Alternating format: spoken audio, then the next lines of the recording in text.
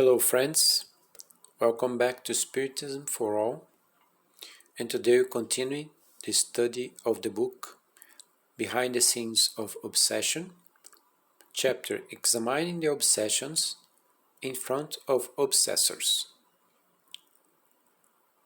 This book was psychographed by the medium Divaldo Pereira Franco on the right, and the spiritual author is Manoel Philomeno de Miranda on the left. In order to reach the fullness of inner harmony, you must cultivate prayer with affection and the devotion with which the mother fulfills the sacred duty of nursing her child. Prayer is a lighted lamp in the heart, clearing the corners of the soul. Imprisoned in carnal clothing, the spirit needs communion with God through prayer, just as the body needs fresh air to continue on the journey. Many modern Christians, however, neglecting the service of prayer, justify their negligence with apparent fatigue, as if prayer were not constituted equally in rest and recovery, offering an atmosphere of peace and an opportunity for interior renewal. A mind in frequent vibration with other minds in vibration produces, in the thinking centers of those who are not accustomed to the cultivation of higher order psychic experiences, regrettable processes of obsession that slowly turn into serious illnesses that undermine the organism to annihilation. At first, as an invading message, the influence on the mind screams of the unwary is the unnoticed negative idea. Only later, when the vigorous impressions get fixed as intimate panoramas difficult to eliminate, does the negligent person seek the benefits of medicines with innocuous results. It's very important here to understand that our mind is like a cell phone. It can send messages to others, but it can receive messages from other cell phones, from other minds. And most of the ideas that you receive in your mind, that you hear, you receive, the greatest part was not created by yourself, was created by other selves, other people, other minds. That's why it's very important to understand this, that the ideas that you feel, that you hear in your mind, these ideas are created from you and from other spirits.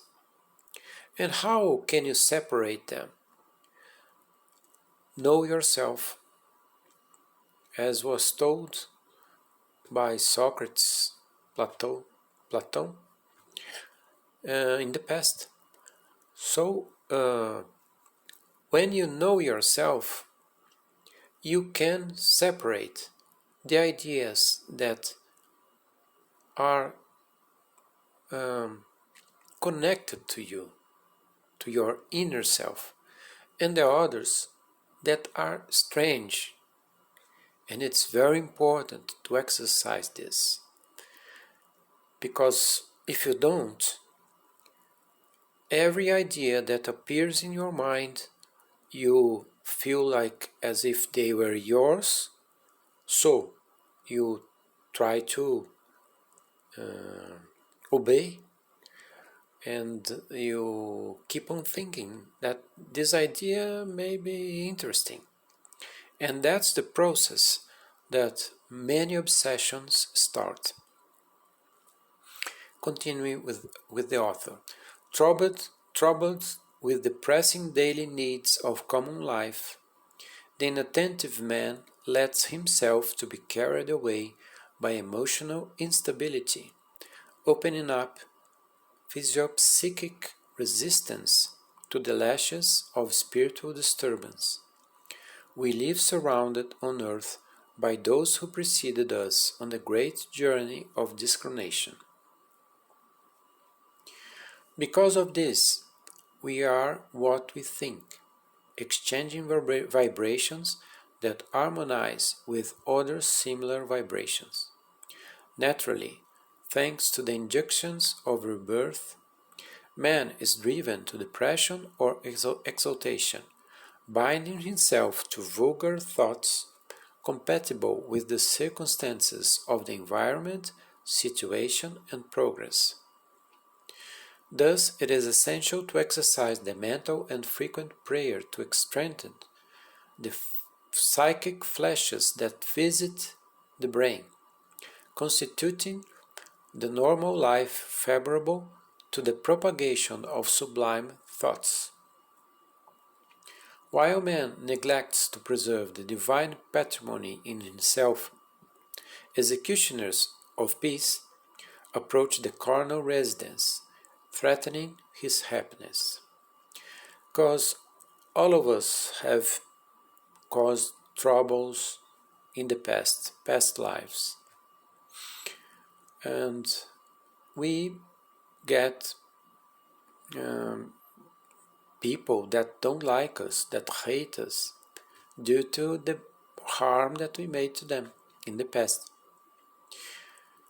But when you are in a new life, and you are facing your problems, and you are trying to help others, your executioners keep on waiting, because they want to see if you are changed, if you are not the bad guy you were in the past, bad guy or bad woman, okay?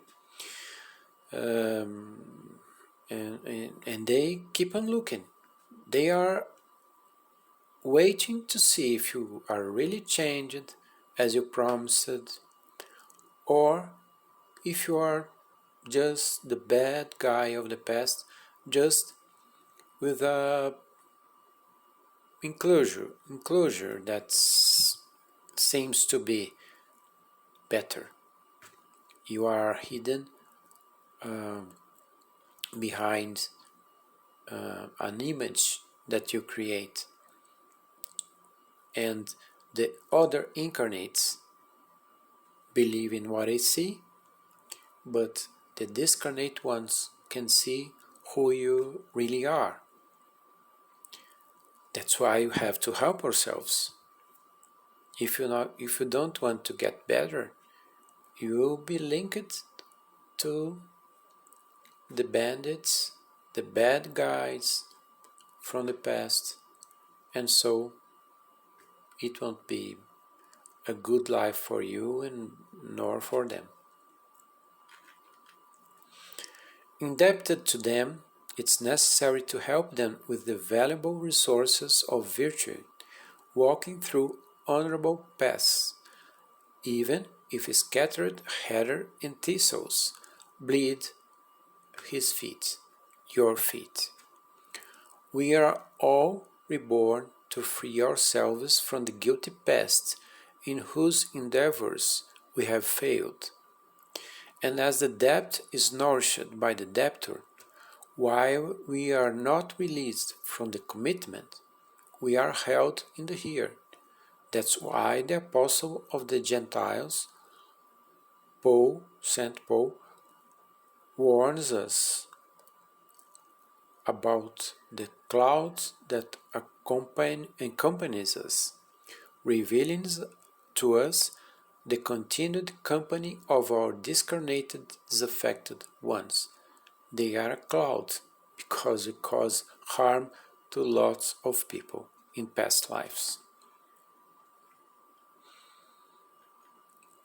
Exercise yourself, therefore, in the ministry of prayer, meditating on the urgent needs for liberation and progress. Cultivate kindness, unfolding the arms of indulgence to reach those who remain inattentive and unhappy, spreading discomfort and madness. Renew your intimate dispositions, and when given the opportunity to speak with these disturbed beings of mind living in a spiritual world, get soaked in love and understanding, helping them as much as possible with humility and renunciation. And remember that the Master, before being visited by the spiritual executioners from the dark zones, retired to prayer, receiving them with fraternal charity, as King of all spirits and love of this world. You will not be immune to their aggression. Therefore, protect yourself, and based on the sublime ideal with which Spiritism honors its days, rise to love, working tirelessly for the good of all, with your heart in help and your mind in Jesus Christ, communing with the higher spheres and the higher spirits, where you will draw strength to overcome all aggressions that will be victim, and you feel that praying and helping, peace will continue with you. Next chapter, we'll study in front of the obsessed.